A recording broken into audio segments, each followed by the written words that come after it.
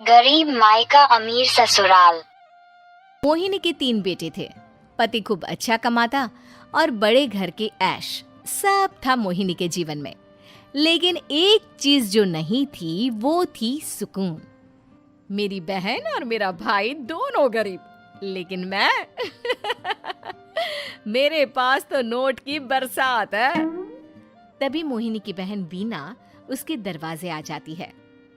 अरे मोहिनी, कैसी है? मेरे घर में ना सिलेंडर खत्म हो गया है। तेरे पास तो इतने पैसे हैं, भरवा देना मेरा सिलेंडर। पैसे जैसे ही आ जाएंगे मैं दे दूंगी। तभी मोहिनी का पति राकेश आ जाता है। क्या है विना, ये अपने घर की परेशानी हम लोगों के घर ना गाया करो। तुम्हारी बहन को तुम लोगों पर तरस आ जाता है और वो पैसे देने लग जाती है। मुझे ये बिल्कुल पसंद नहीं है। ओ जीजा जी, नहीं, मैं तो वो बस अच्छा, मैं चलती हूँ। वीना वहां से चली जाती है। उसके जाने के बाद अच्छा किया जो आपने सुना दिया। अरे न जाने क्या सोचकर मेरे घर आ जाती है कि जैसे यहाँ तो भंडारा भरा है। अरे कितना तो दे दिया। अच्छा जी, जरा 1000 तो देना। वो बिन्नी दीदी है ना, उनके घर जा रही हूँ। उनका पोता हुआ है तो मुंह दिखाई दे दूंगी। हाँ, उन लोगों के आगे तो शो ऑफ किया करो। वो खुद को बड़ा अमीर शो करते हैं ना, दिखा दे कि तू भी किसी से कम नहीं है। हाँ जी, इसी के लिए तो जा रही हूँ। मोहिनी तैयार होकर अपनी बुआ की बेटी के घर जाती है, जहाँ उसके पोते का कार्यक्रम चल रहा होता है। वहाँ वीना भी आई होती है। अरे वीना, क्या जरूरत थी यहाँ आने की? तेरे घर पर गैस नहीं है तो वो भरा लेती। क्या करूँ मोहिनी, बुआ को बुरा लग जाता नहीं जाती तो। वैसे मेरे पास एक जोड़ा बच्चे का कपड़ा रखा था, वही अपनी चांदी के पायल के साथ देने जा रही हूँ। घर पर गैस थी नहीं, सोचा परिवार यहीं खाना खा लेगा, बाकी सुबह का सुबह देखा जाएगा। मोहिनी को बहन पर दया आ जाती है। वो पर्स से 1000 रुपए निकाल कर दे देती है। ले विना, लेकिन पैसे वापस कर देना, तेरे जीजाजी हिसाब लेते हैं। मोहिनी भी क्या करती, गरीबी में बहन का सहारा ही उसके जीवन जीने का आधार था। फिर एक रोज, सुनिए, भाई के घर बेटी हुई है, मुझे माँ के पास जाना होगा। अरे उस घर में ना कूलर है ना एसी, कैसे रहोगी तुम? हाँ, वही सोच रही हूँ कि अकेली जाऊं, बच्चों को साथ ना ले जाऊं। चली जाओ, लेकिन ये जो तुम अपने गरीब परिवार से मिलने चली जाती हो ना, मुझे बिल्कुल अच्छा नहीं लगता। पता नहीं मैं भी कैसे मैनेज करती हूँ, लेकिन क्या करूँ। मोहिनी भाई भाभी के घर आती है। मोहिनी, कैसे आना हुआ? तू यहाँ हम लोगों के घर रह लेगी या फिर किसी होटल में रहेगी? क्या हो गया है माँ? मोहिनी को क्यों ऐसे बोल रहे हैं आप?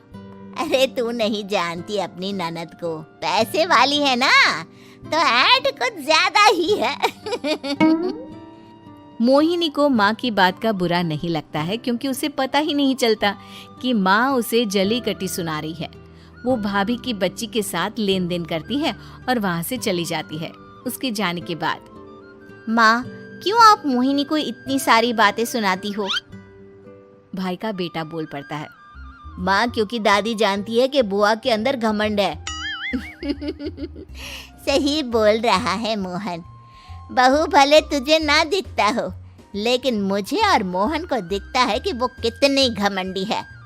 मोहिनी मायके आती है, जहाँ गरीबी के कारण चीजें कम होती हैं। इस मोहन के बच्चे को काम पर लगा दो ना, किसी दुकान या किसी होटल में। बर्तन धो लिया करेगा, कम से कम 4 पैसे और आएंगे घर में। देख मोहिनी, माना तेरे पास पैसा है, लेकिन तेरे भाई के दिन इतने भी बुरे नहीं चल रहे कि वो अपने बच्चे की पढ़ाई रुकवाकर उससे बर्तन धुलवाए। मोहन माँ की ओर देखता है, जैसे आंखों से बोल रहा हो, देख लिया बुआ का हाल। हाँ मोहिनी, बात तो सही है, लेकिन अभी मोहन को पढ़ना है। आखिर तुम भी तो अपने दोनों बेटों को पढ़ा रही हो ना। मेरे बेटों से कैसे कंपेयर कर सकती हैं आप? अरे वो तो कलेक्टर बनेंगे। हाँ, कल को वो मोहन को नौकरी में रख लेंगे, क्यों? मोहिनी कुछ दिन और रहकर चली जाती है। धीरे धीरे दिन बीतता है। मोहन बड़ा होता है और कड़ी मेहनत से सफल भी हो जाता है। मोहिनी, माँ के जाने के बाद तो तुमने भाई भाभी के घर जाना छोड़ ही दिया, क्यों? वो क्या है ना, उन लोगों का घर छोटा है, मेरे बच्चे जाना ही नहीं चाहते। पर तुझे क्यों अचानक मायके की बात याद आ गई? यार मेरा तो मायका है, भाई भाभी है, मेरा तो आना जाना लगा ही रहता है। हाँ, क्योंकि तुझे आदत है ना ऐसे छोटे से घर में और कम पैसे में रहने की। वैसे क्या खबर है आजकल मायके की अपने? अब वो घर छोटा और कम पैसे का नहीं रहा, क्योंकि मोहन तो बहुत बड़ा आदमी बन गया है। फिर क्या? मोहिनी भाभी को फोन करती है। मोहन किसी बड़ी कंपनी का मैनेजर हो गया है क्या भाभी? क्या ये सच है? हाँ मोहिनी दीदी, अब तो हम लोगों के गरीबी के दिन कट गए। आपके भाई ने कोई अच्छे कर्म किए होंगे जो हम लोगों का बेटा इतना अच्छा कमा रहा है। देख लो भाभी, पहले भी आपने कई गलतियां की थी, आप थोड़ा संभल कर चलना। भाभी को मोहिनी की बात समझ में नहीं आती कि वो क्या कहना चाहती है। फिर एक दिन वीना मोहिनी से कहती है, मोहिनी, हमारा भतीजा मोहन अच्छा कमा रहा है, क्यों ना मैं अपने बेटे की नौकरी के लिए उससे बात करूं? अरे बुआ का बेटा है, ये सोचकर मदद तो करेगा ना? हाँ हाँ, क्यों नहीं करेगा, उसके बुरे दिन में तो हम भी खड़े थे। मोहन को वीना फोन करती है और अपने बेटे की मदद करने की बात करती है। हाँ हाँ बुआ, क्यों नहीं, आप सिद्धार्थ को भेज दें, मैं अपनी ही कंपनी में उसकी नौकरी करवा देता हूँ।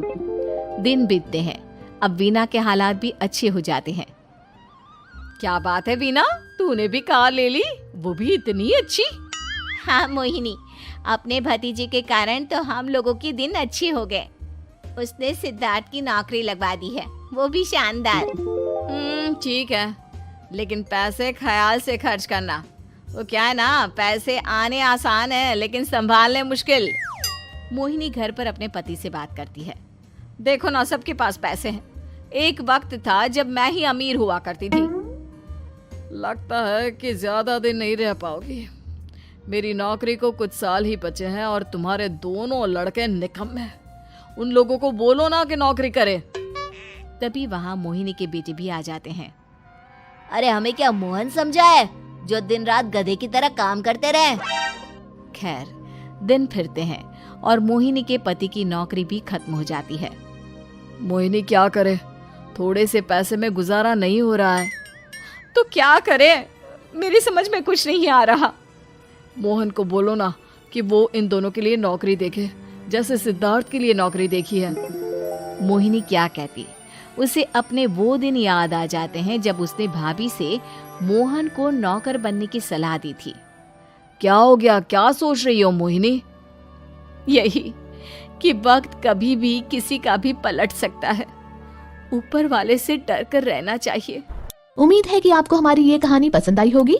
कृपया हमारे चैनल को सब्सक्राइब करें और सभी अपडेट्स के लिए बेल आइकन जरूर क्लिक करें। और हाँ, वीडियो लाइक और शेयर करना मत भूलिएगा। Bye bye.